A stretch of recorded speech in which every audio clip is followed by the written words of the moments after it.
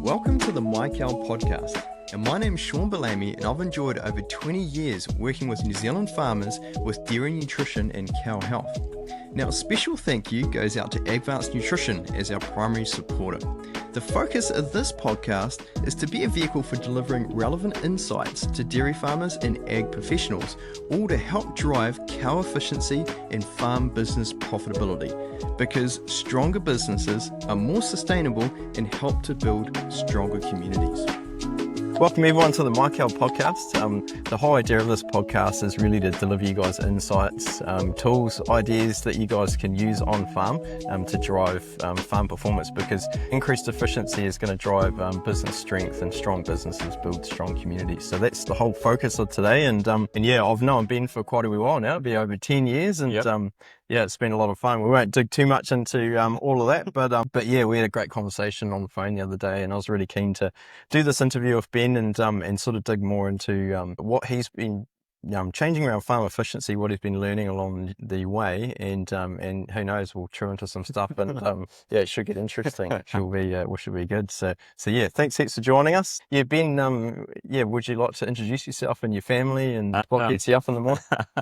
So all the fun stuff. Yeah, Ben Croft. So it's my 26th year of dairy farming. I started way back when I was 18, so I'm a lowly old, nearly 44. 3 kids. Wife works at farm.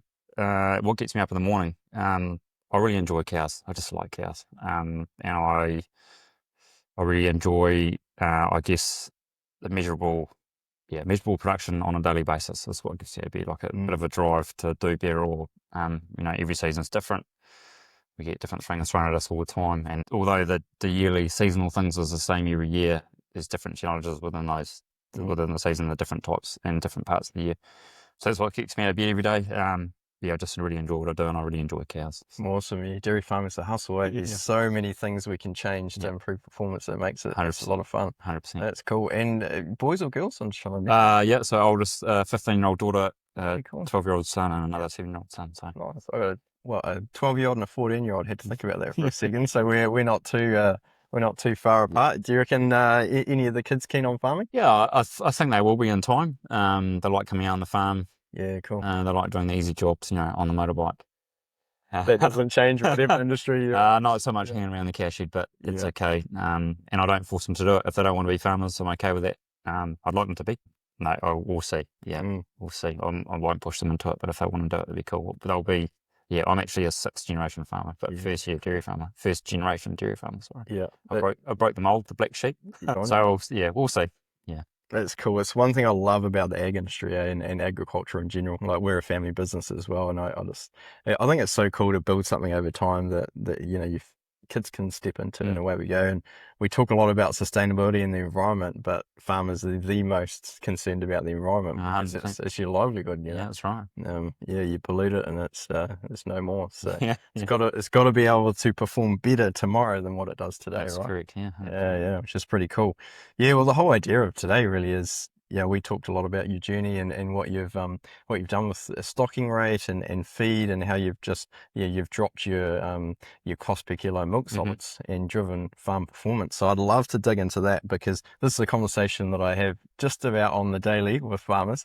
It's all about feed conversion efficiency and how do we make stronger businesses, so that if payout shifts or feed costs shift, because things do shift. We live in a volatile world, 100%. Sometimes more volatile than other times. But how do we continue to build stronger businesses? So do you want to tell us a bit about the farm operation, if you don't mind? So it's 50-year rotary, 252 hectares effective. We're milking 950 cows, or wintering 950, trying to peak milk 940, 930.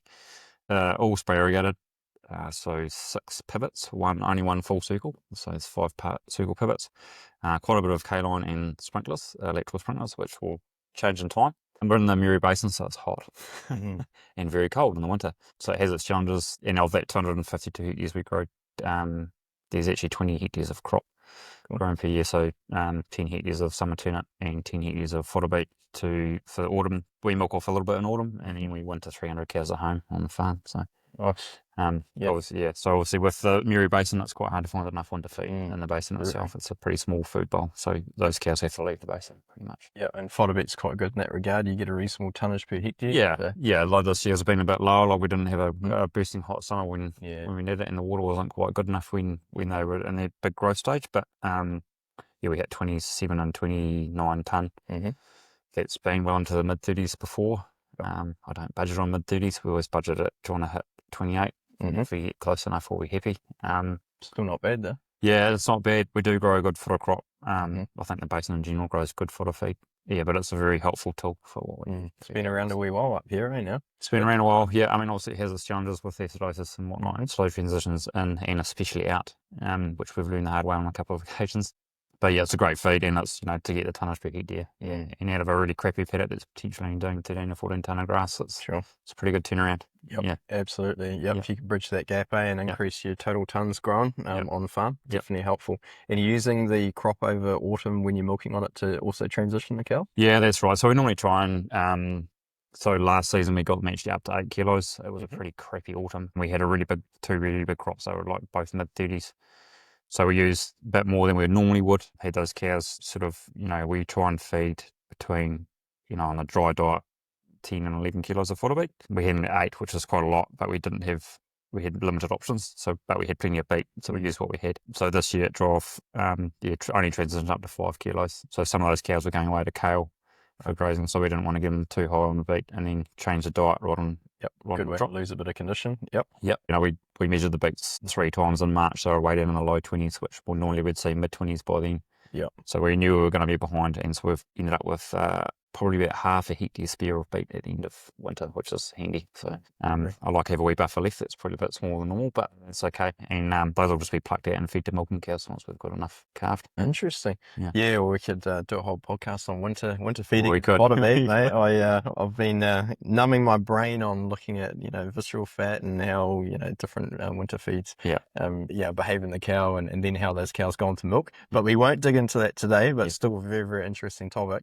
So what started you on the whole journey of basically saying, okay, well, let's try and change the system to make it more efficient? Like what?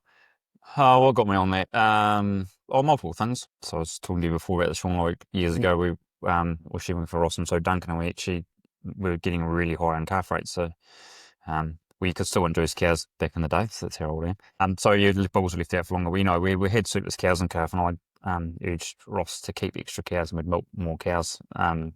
Being a lower variable issue milker, you get paid on solids, so we'll make more milk because we've got more cows. That was one of the most worst mistakes I made, so you have to work all that much harder. I know it's only 20 cows from a 500 cow herd, taking it to 520, but it didn't seem like a lot, but at the time it was, and it probably cost us between 7 and 10,000 kilos. Wow. At the end of the season, so we'll take that off, done that before, don't need to do it again. And then we've moved to this farm where they have a higher stocking rate, they always have. And so what really drove me along was, every year we work really, really hard. We buy the best quality of feeds we can get. We breed the cows best we can. We try and get the best 6-week calf rate, lowest empty rate we can. And just continually sort of frustrated by, your farm working expenses. We've done all this work, we've made all this milk, and profits just weren't big enough, and we're equity partners then, so we get a share of the dividend. And we just weren't really getting anything back, or not enough anyway, not for the amount of investment we'd made. So that was always in the thinking. The season before last, we went through a really dry summer. All the grass burnt off, and we moved to 16-hour milkings because I was concerned about the cow condition. Already probably a little bit light, which I probably made the move too late, to be fair, but that's what it is. We did that, and then I was actually watching cows, the last probably 100 to 50 cows running down a lane to the paddock to get enough to eat, and I sort of thought something's just so wrong here. Yeah. We were these cows, they weren't starving, but they were certainly hungry. They knew they were going to fight for their feed that night. Takes the shine off it a bit. Took the shine off it, and it really, I wouldn't say I felt depressed about it, but I felt pretty sad that I was doing that. So the farm's come up for sale, and we'd modelled this with Noel Fox. We'd modelled it a couple of times, how it will work. 3 or 4 different scenarios of how many cows had a low stocking rate, what should it be? So sorry, when you say modelling, you'd modelled a few different stocking rates? Yeah, we modelled a different particular farm? Yep, for this particular farm. So we just worked on what we had, what we were doing right now, what worked well, what didn't work, why it didn't. So what was really clear to me already before we'd engaged with Noel was that the stocking rate wasn't right. We were milking cows just to keep numbers, and some of those cows were like all hang on, so we're just they were being kept there by the cows, the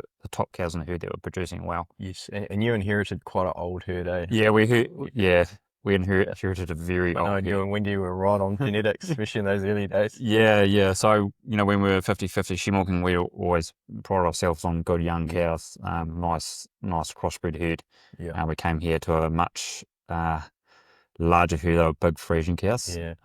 Very aged. Yeah, I think the average age was probably closer to 7 than it was. I remember you said it was over 6 anyway. And there were some really old cows, like there were cows well into their teens, so they just weren't performing. So big girls eating and requiring a lot of food that weren't making them return in milk. So we've aggressively crossbred those cows, culled those cows out. So we haven't just literally gone out and go, right, you're too big, you're out. We've just worked on the breeding, and then as we've been able to get rid of an extra 10 or 15 cows, we've just taken out some of these bigger ones. Another thing I was sort of chasing was powder weight ratio. So, trying to go the smaller cow making her own body weight at least. So same cows, but slightly less live weight. Yeah, so we had 600 kilo cows that were producing 3 kilos. So that was a waste of time. But then we had 500 kilo little crossbreed, or not little crossbreed cows, Frisian dominant crossbreed cows that were producing 550, 600 kilos. Which are great Canterbury cows. Yeah, I love so that's 480 to 500 kilo cows. Yeah, so that's what we wanted. And so you have to start from the beginning, because you can't just throw all those big Frisian cows away and then begin again. So we've got what we've got. How do we improve it? We just improve it through breeding, and obviously it's always the direct breeding is really through the bull, not the cow. So just go premier size, and just pick premier size. Just pick the best bull we can, and then work really hard at it. We synchronise heifers for a couple of years just to boost the numbers. I don't really like doing that, but the second season here we actually replaced a third of the herd with heifers. Wow. So hurt the production a little bit. I remember that too. That was right at the start, eh? It would have been 10 years ago. 9 years ago now. So it hurt the herd, hurt the production, but the following seasons have paid dividends. So still good heifers though, eh? Still very good heifers, but we synchronised a whole lot, and for me, I don't like synchronising heifers like that, because I think although you do get some replacements, or you can get quite a lot with 330, it stalls the next cycle, and I think you actually lose some milk in that. And I do think that you do end up with, well, I know from my own experience, we've ended up with more empty heifers. Because they've calved later and they've missed that cycle. There's nothing more painful than culling a heifer, right? No, 100%. Or second lactation cow. So I suppose getting back to the numbers thing, that's how we, so we've been aggressively mating with crossbred semen, or, crossbreds went back to Friesians went back to crossbred. The herd now is nearly all F11s. So they're black and white to look at. So actually had a meeting yesterday with Peakville LIC. So our most efficient cows are our F11s or less. So still keeping that Frisian dominance look, if you will. But getting away from the big heavy Frisian gills. So in 2 years' time, all our cows will be an F11 crossbred, or thereabouts, and only 6 full Frisians left. And those cows were at 1.05, so there's the powder weight ratio, they're already producing above their big Frisian counterparts. Yeah, great. So that's where we headed. So the KDs of cows, my goal. And when we hit that, I don't know when we'll hit it. We might do it this season. I don't know. It's not a must do, but it's achievable. The cows can do it. We've nearly done it. And I think with a bit of better breeding and a wee bit more planning, we'll get there. That's a big question itself. Where is the most efficient production point? That's right. And obviously it depends on payout a lot too. High payout, or you can probably push 110, 120% of live weight. The cows certainly love you for it, eh? Like I got guys doing 115%, and better in calf rates. The cows are just happier, or just holding condition better feeding. And so going back to that model that we were talking about with Noel, we did a few scenarios. Like one was actually quite a low production scenario, but we actually kept a higher amount of cows, but we just actually stopped ramping them up or buying in feed for them, milking them off what we could grow with a little additional supplement on the shoulders. That model actually worked okay, but it doesn't sit well with me. I don't like to intentionally underfeed cows. Well, you're a little bit exposed, right? Yeah, you're 100% exposed. There are companies that do it and farms that can do it, and they do it. Some of them do it very successfully, but it's just not for me. I like to feed them all. Didn't want to do that one. Well, you got a farm for enjoyment. That's right. So our model was actually 850 cows peak milked. And so we actually dropped last season to 875 peak. So we went at 890, peak milked 875. Obviously there's a few that blow apart. You do lose a couple, and there's a couple that we just had to cull Not long after calving, they just weren't going to be up for it for the season. And that worked brilliantly. And I'm a little bit hesitant to drop to the 850 just because the 875 worked so well. It was a bit of a bitter pill to swallow. We'd already gone to 16, our milkings. It was already dry. Cows were already on the down. But at the end of that, when we got to winter, I was actually quite pleased because what we had left was a really, really genetically superior herd to what we had before. Sure. Because you had that heavy cull, obviously. Had the heavy cull, and they were in much better condition. So although they were fed better and they didn't milk as well because of the damage was already done by the time we made the call. Going into winter, they were good. Wintered really well. Some of them had to go a bit further afield because it was pretty dry around more of North Canterbury. So a bit more monitoring and a bit more time in the vehicle, checking on animals. A bit more cost in wintering. So I had to go further afield and we had to pay a bit more because it was a bit of a shortage. But those cows, the body condition score was definitely at 5 and we held it pretty well. Well, it makes a big difference, especially if you're drying off the cows in better condition. We could have pushed those cows. We dried off on the 23rd of May. We probably could have pushed for another 7 days, but what we would have gained versus what we would have lost. This wasn't worth the numbers to start with. So the further I go into nutrition, the more I see cow condition is an investment. And it's a high return investment, Oh, 100%. I mean, look, anyone has one or two cows that just never get fat, right? And they make lots of milk, but it's only one or two. Like if your whole herd like that, I think you have an issue. I think in general, most dairy farmers, if that thought pattern's changed, I just don't like skinny cows. They do get light when they at peak, when they peak well and they just go for gold, you do get some lighter ones and that's part of it. But we're pretty closely monitoring those and changing the infit and shed feed this winter right now. No. So we can feed those lighter cows additional feed, and anything that's light can get more, anything that's milking really well can get more, anything that's really fat, not doing anything at all, can get a little bit less. Sure. So the costs, obviously, you've done more milk, less cows, quite substantially less cows, 950 down to 875. So the big drop. Lifted milk was 38,000 kilos. Wow. So it's pretty significant. So what I got written here, you're around that 445 and now you're knocking on the door of 500, just a bit under. So 491 to the factory, which we're pretty happy about. On Winder data, it's 512. I work on what's got sent to the factory because it's what you get paid on. Obviously, there's calf milk and there's... Based on peak cow numbers? Correct, based on peak cow numbers. So just work on peak numbers, total production on peak numbers. So we're nearly where we want to be, but there was a lift. So cows will just feed better. Interesting. And how'd that flow into reproduction? Well, flow really well. I mean, if you go back to spring, probably tonight too, we talked to you about this before, we had a really good spring. So we had a nice warm spring, which we haven't had in Colvin for a while. So there was a bit of an upside to our production from that spring, Mother Nature provided. Cows, we were able to open up cows, late September rather than into October. A quicker rotation, so not adding tall rank grass because there's less cows, so they can have lots more shorter grass, if you will. And so those cows, the drop from calving in the first 6-8 weeks when they normally have that dire drop, this didn't really happen because we were able to feed them better right from the get-go. And so from a mating performance, that lifted the 6-week calf rate by another 6%, so from 72 to 78. Nice. And it's a massive profit driver. Yeah, that's right. And we only inseminated the cows for 5.5 weeks. We get plenty of replacements. We normally get most of our replacements in the first 3 to 4 weeks. So the 5th and 6th weeks really...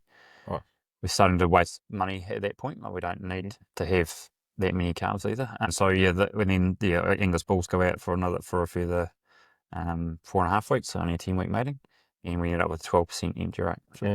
Well, sorry, 12% at skinning February, and we lost another 7 pregnancies between then and drive. So that's pretty standard, 1%. So 13% is the true empty rate. So circling back, you're talking a bit about having like pasture perform better. You got more grass down the cow's throat. Like we had a great growing year last year, so that certainly has contributed. But it's amazing how you change one thing and it's a cascade of positive effects that follow around reproduction and cow condition and everything else. But talk more about stocking rate and round length and how that worked actually in your favour. Okay, so our original, I've actually written it down, sorry. That's good. So original stocking rate at 950 cows was 3.76. And then when we dropped ground out for summer turnips and fodder beet, so obviously fodder beet's out basically for 12 months. The turnip ground goes out late October and doesn't really come back till March. And if you don't have an autumn, you don't get it at all. So you're sort of drilling in March, hoping to graze late April, maybe into May. If the weather doesn't play ball, you don't get to graze it. So we didn't get to graze it this year. It's nearly there, but then we got a big wet period end of May and it just wasn't worth it. So it was, so 3.76 at 950 cows, and it went up to 3.92, so we've dropped that stocking rate. So cows down to 875 peak. So it drops it to 3.47 as a standard stocking rate, 6.1 when you've taken your ground out. So what that enabled was the growth rates always, we were able to open the cows up to a faster round length. Like I never go to 18 days. Like I'm normally around 21 to 23. Like 21's pretty fast for me, like real fast. But we were able to do that earlier and for a lot longer. Like we held that rotation well into December, almost Christmas. And so normally by that time too, by Christmas, we actually start feeding out a little bit again to get that edge up, but we didn't need to do that. So, we opened the cows up earlier. So if you should wind back. So when you have the higher stocking rate, to have enough grass to feed the cows, we had to go into a slower rotation length. Because grass grows grass. Grass grows grass, so you have lots of grass, but what we were finding was that the cow's full. We've given her the required feed. But she probably couldn't actually eat as much as we thought she was, or we thought she could eat 18 or 19. We thought the cows could eat at max 20 kgs, right? They can eat 20 kgs. Plus what you shovel into them. Plus what you shovel into the sheep. It's actually shit because they're full of crap because you've just grown this grass. It's lost its pizzazz. So just the covers were too far gone because you're trying to push the round length out. Yeah, and we just grass in front. Yeah, and we were doing that all year, and then cows wouldn't clean up. Yeah, and we're topping. We would top basically the entire farm at least once. So you roll back to the new scenario, which we did last season, and we're going to do again this season. Open that round up earlier. Cows generally ate more because it's high energy, more sugar. So they're going into better quality. Shorter covers, much better quality. And no topping, no cleaning up. No, so we top very little. We top 5% of the farm, I think, at max, and a lot of that was marginal, whether you do or you don't. So that's the change in cost right there, right? And time. Yeah, so then look, there's time, there's tractor hours, there's diesel, mower blades, mower damage.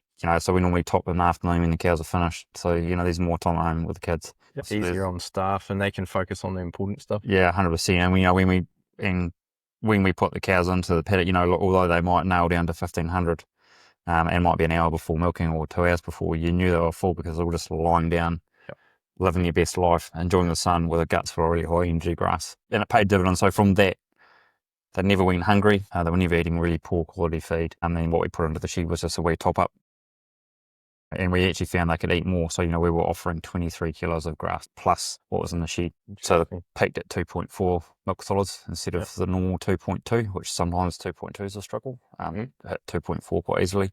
Yeah. And then it was a great result. So the flow-on from that was a better conditioned cow with high energy food, cycled better. 78% 6 week, or you got cows to play with, don't you? Yeah, that's right. Which is great. So those tail ends, you don't have to get too worried about. Yeah, that's right. And we end up with surplus cows on calf, which is great when you give yourself that option again. You get to choose to kill cows or sell cows, or keep more if you want to keep more. Whatever. It wasn't our goal, of course, to keep more.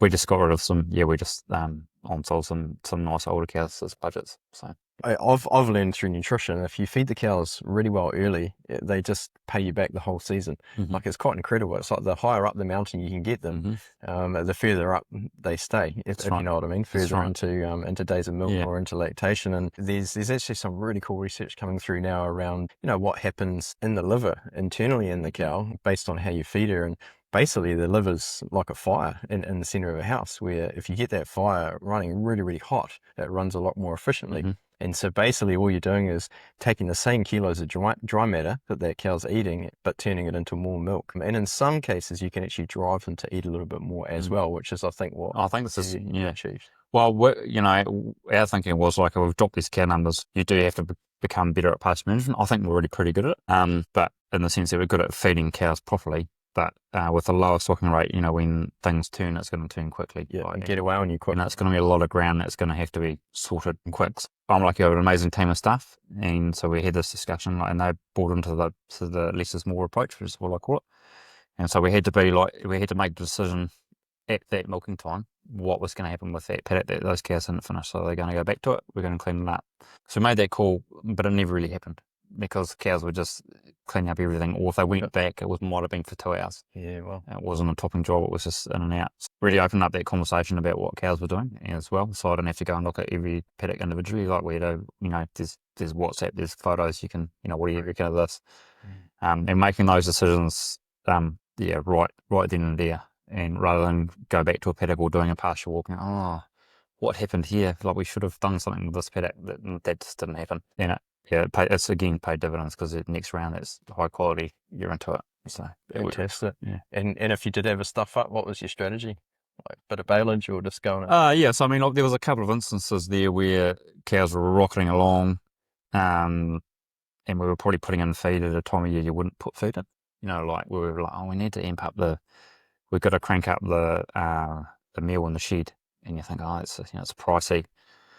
But then looking at what they were doing and what they would continue to do, if we did top up just for a day or two to get them, get them across the bridge, if you will. Right, so you had a little drop in grass growth, Yeah, for instance, but they're still doing like 2.2, 2.3. Yeah, that's right. So we were able to offer, say, 25 kgs, and they're doing 2.3 kilos, and this is awesome, Yep. And you can see that for a day or two, You're going to be tight. We're going to be tight. Uh-huh. So rather than just, we'll just feed through, we'll just get through the hump and see what happens, we're like, screw it, we'll just top up. So, really calculate how much they're going to miss out on, top that up, just get them across the bridge, if you will, and then away we go again. So it seems a bit silly, like feeding a bit extra, like at the peak grass growth of the season, but it just, because those cows were so amped and they could eat so much extra grass more than normal, you had to keep that diet in front of you, you had to fill the requirement of the diet. So that was a bit interesting. So we didn't feed any baleage. It was just meal, because we were topping up with a little bit of meal all the time. Mm-hmm. We incentive to come in the shed as well, which they don't normally need. Like, they do flow really well. But it just wasn't a complete diet change. So so you might have been at half a kilo with the majority of the diet. Yeah, and just tweaked it up just a kilo or bump up to a kilo or two extra, and it was just the same feed that had already been eating. So we weren't doing a diet or a gut change either. So yeah. It's interesting, how the better you manage intakes, how much the cows will give you in return. 100%. Like I look at the rumen, and it's full of microbes. Obviously, they digest the feed and then help the cow turn that nutrient into milk. But they don't look outside and say, oh, we're going to be a bit tight, so we'll adjust. All they see is the food coming in, and then they send the nutrients out. And That's right. The more consistent you can feed the rumen, the healthier and happier the bugs are. The more efficient they are, essentially. Yeah. Well, it's our job to make sure they've got the feed in front of them. 100%. Yeah, and if they're not performing, it's probably our fault, to be fair. My fault, I should say. Yeah, consistency is everything. Again, like a 3-year-old, like if you feed that cow the same kilos of dry matter every day, that rumen is just loving it, and the liver's running hot, and every kilo that goes in, you get the maximum out. Yeah. So another thing we did during the season, actually, was I would look at the milk production every day on the Frontier app, but was watching where we peaked, and then I actually watched for drops in the milk graph. Mm-hmm. So we peaked really high, and obviously you don't want to have the slump. And so we're like, okay, there's a slump here this time last year. What was it? So you might not be able to recall what it was, or you never wrote it down, or I don't feel like a diary every day. I didn't know. But so you actively start hunting for what it could have been. Like, okay, what's coming out? Well, these are the next couple of paddocks for the cows. Is it a bit CE? Is it a bit past it? So we were kind of thinking ahead to try and mitigate what was last year, what could happen.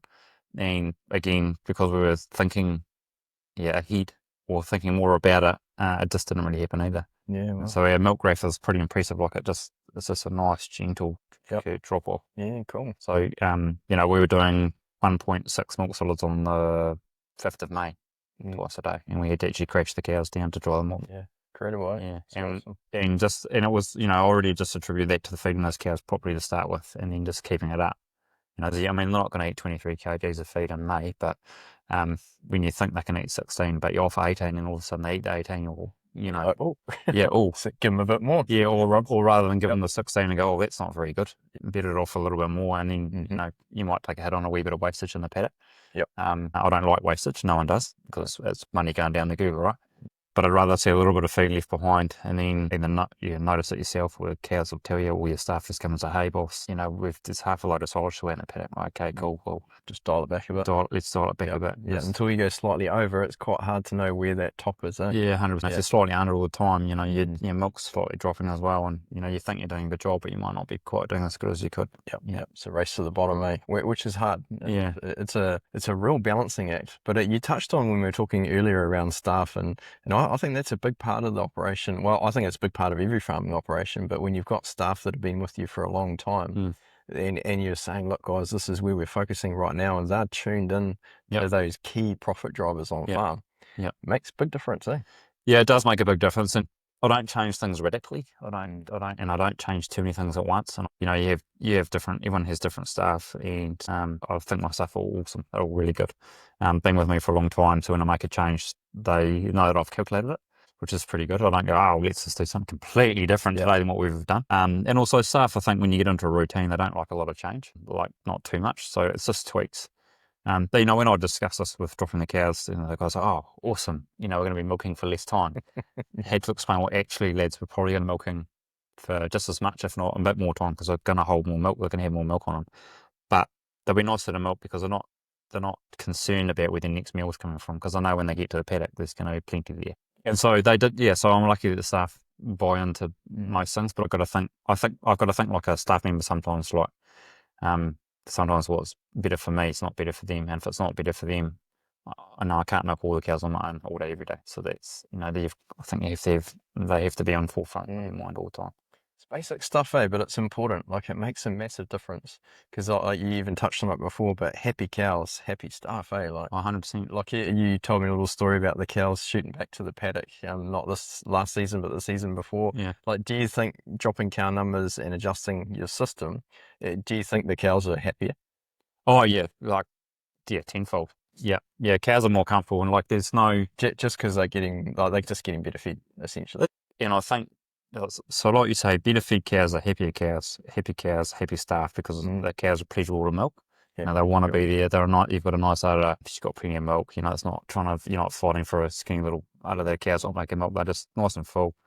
We do have quiet cows. It's policy, like, you can't, there's no screaming, no yelling, no tail touching, no nothing. Like, we're just nice and chill in the shed. Particularly when training the heifers at the start, we don't force them to do stuff they don't want to do. Obviously, you get them to shed, you've got to push them in. But we try and train those cows, particularly heifers, as quickly and as efficiently as we can. So we get them trained to the shed, and less hands-on, the better. And once you go with that approach, there's no screaming and yelling when you push them in. It's quite interesting watching us push them in, because there's lots of grunting trying to push big heifers in, but there's no yelling or screaming. And what we'll find is we actually break those heifers to want to come to the shed within a couple of days. And if you do that properly, they're like that for the rest of their life. Yep. So like raising good kids, calm, consistent. Yeah, and they just chill, and, you know, and I think, you know, that, you know, I could probably count the time, you know, on one hand, how many times I've had the cows bellow at me when I'm going past the paddock or something, you know, in 12 months. Yeah, just this last season. Yep, just this last season. Whether that, and look, probably 4 of those 5 times, it's when the cows are getting shifted to another paddock because we're cleaning something up anyway. They're just happy. Yeah, which makes everyone happy. It just, you know, it just flows on. Yeah, absolutely. And do you think the changes influence cow condition much? Yeah, definitely. So we're body condition scored. We do it twice a year anyway. We normally do one close to dry off. Well, sorry, around mating time, just before mating. And then one close to dry off with the farm selling. We did a couple more. Obviously, we had a minimum body condition score to meet. So we scored earlier in the year. We actually scored February, April, and May. And it was really interesting. Did you find that information useful? Because that's quite a bit of scoring, Yeah, I did. And so the body condition score of the herd had to be 4.5 average, nothing under 4. Yeah, which you would have nailed that. Yeah, which is pretty standard. And so rather than wait till May before the farm's about to sell and the cow's about to sell, because the herd stay with the farm, which is great because we've done all the breeding and I wanted them to stay. You know, we scored those cows on the 28th of February and they were 4.2, and I was like, oh, bit light. And I said to my vet, hey, you know, what do you reckon? And we've got a really good vet, Alistair Kenyon and Golden, and I get on with really well. And I was like, what do you think, man? And he's like, well, you know, traditional Windale cows are actually pretty good because they're normally quite light. I was like, okay, cool, right. So we've got them gain 0.3 of a score before drive. So that's cool. So just toing and frying with stock agents looking at cows and a new farm owner, and just all that sort of translation, all that conversation happening. And I was like, well, maybe we should check them a bit earlier rather than May again, because I think I'm on the right path. I did actually feed quite a bit of extra palm kernel. Yeah. So even when they're at 4.2, you thought they were on a bit of a rising plane, like they're doing not too bad? Well, they were going okay, but I was just concerned that, you know, sometimes May it can be really poor and cold, and so I can't rely on cold and wet, right? Can't rely on May to put on the weight. So I had, you know, it was 28th of February, so I had March and April to do the work. So I was like, they needed to be at score by the start of May. So what was interesting, then we scored again around the 23rd, I think it was the 23rd of April. And so we had come to 4.4. We're only 5 weeks away from dry off. This is a bit untidy. So we dropped out any cows that were 4, mostly younger cows, or cows that were 4 that were going to be at risk if they didn't get to 5 by calving time. So mostly 3 or So you dried them off? Yep, first calvers. Wow, so that would have cost you a bit of milk then? It did cost me a bit of milk, but so normally you would go once a day with those cows and be like, oh well, they'll still be right. Yeah, and because you're selling, you obviously aggressive. Yeah, and 100%. I didn't want to lose a sale. I didn't want that. Well, they're sort of your cows anyway, because you've done a lot of breeding with them. Yeah, that's right, and that's how the new owner wants me to see them as mine, which is cool. And I still do feel like they're my cows within the breeding. Yeah. So the concern was, yes, it did hurt, but in the big picture of things, it had a good season. We'd already nailed a whole lot of extra production. I know that those cows that we draw off earlier will do it again next year, and I'll probably do it better if they're in a bit better condition. Yep. So it was sort of a mindset, right? Normally you go, we want to milk $10 payout, and we want to milk the end of the season, go. But it would have all been in vain if the herd didn't make condition and those cows were too light in the spring. So we dried those ones down, and then we actually put the cows on once a day on the 5th of May. Wee bit wet then, we had a bit of shitty weather. Yeah. Probably worked out all right. Yeah, and they were still doing 1.6 solids, and I'm like, well, this is going to be quite hard to get them right near the end of May and then pull pin and get them shut down. Yeah, so the farm sale actually was the 30th of May because of the long weekend, so it was pulled forward. So yeah, went once a day. But what was interesting was when we scored in April, there were some cows there, that were say 4.2, 4.3. But there'd been quite a lot of change from the scoring in February, scoring in April, and scoring in May. There's quite a lot of change. Yeah. So some cows have gained quite a lot of weight, which is really cool. Like that with a 0.2 of a score, like, yep, you're close to 4.5. And then some had actually lost quite a bit, and we went back through, and we got everything close to so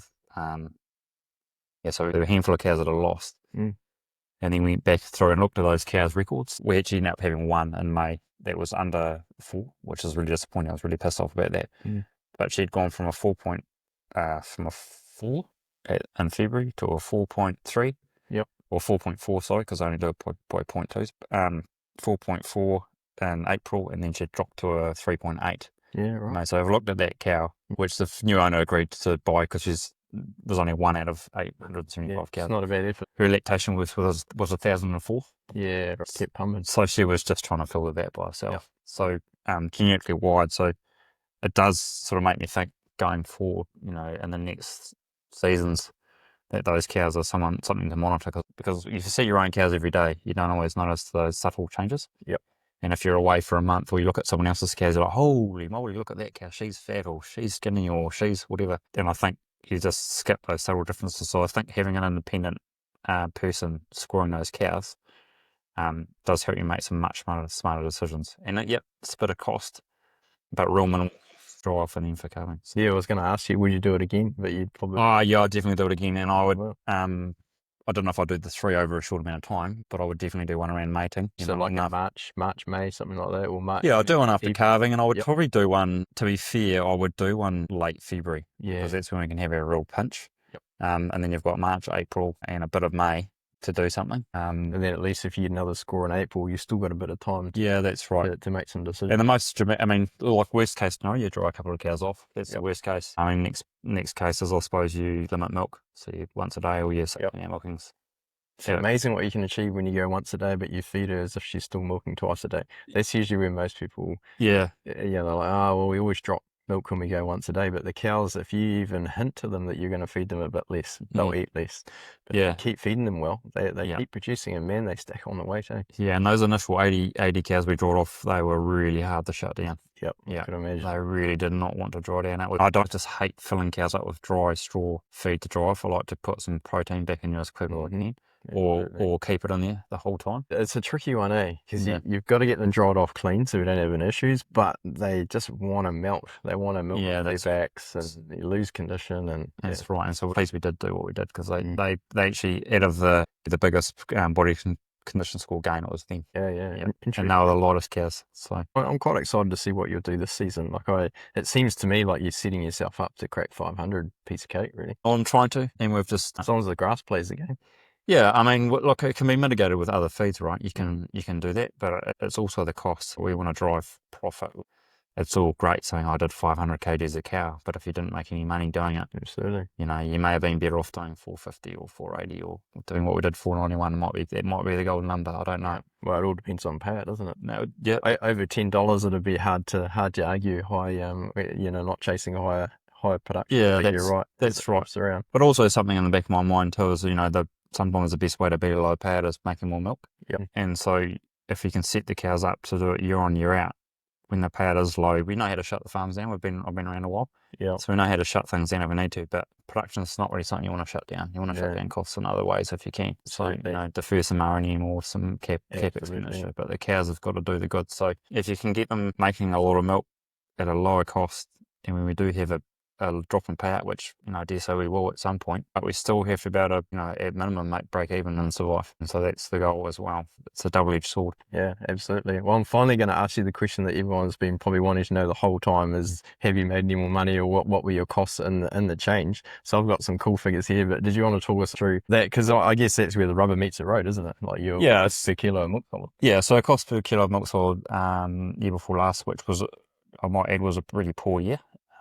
Pretty low production, like probably one of our worst years, to be fair. I'll be honest about that. So our cost of production was $7.33 farm working expenses, which you can still make a little bit of money out of that, but it's not a lot. There's not a tough grind. Yep, it's a tough grind.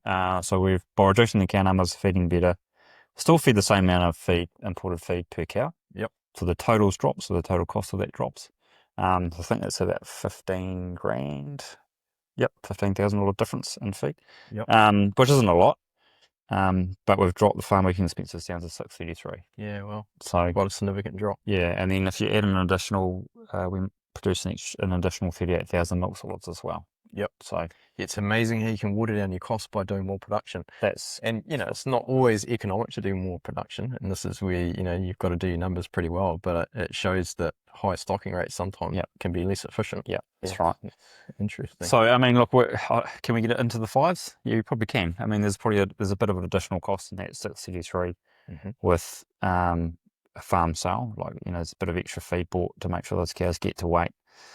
To body condition score, body condition scoring itself. I mean, I wouldn't say it's expensive, but it's an additional cost. But you've got it in the bank though, eh? Because those cows are carrying that weight now. Which 100%. And I think, and I do think for the vet's time and advice on that body condition score, or any good advice from the vet, it's well worth it. That's priceless. Yeah, absolutely. Yeah.